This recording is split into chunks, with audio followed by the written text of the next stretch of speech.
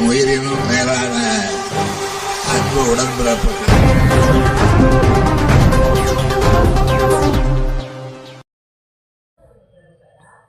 பூந்தமல்லியில் 6,69,00,000 மதிப்பில் 3 மேல்நிலை நீர்த்தேக்க தொட்டி அமைக்கப்பட்டது. கிருஷ்ணசாமி எம்எல்ஏ அடிக்கல் நாட்டினார். சென்னை புறநகர் பகுதியான பூந்தமல்லி வேகமாக வளர்ந்து வரும் நகர்ப்புற பகுதியாகும். குடியிருப்புகள் மற்றும் மக்கள் தொகை பெருக்கத்தின் காரணமாக பூந்தமல்லி நகராட்சியில் வசிக்கும் மக்களின் தண்ணீர் தேவை அதிகரித்து வருகிறது.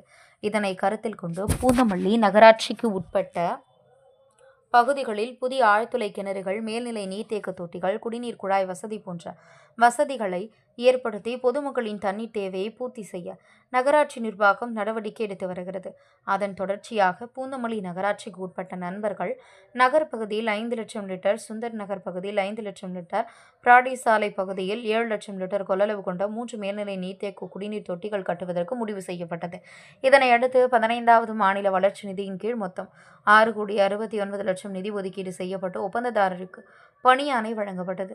இந்த பணிகளை தொடங்குவதற்கான பூமி பூஜை நிகழ்ச்சி நண்பர்கள் நகர்பகுதி பூங்காவில் நகரமன்ற தலைவர் காஞ்சனா சுதாகர் தலைமையில் நடைபெற்றது.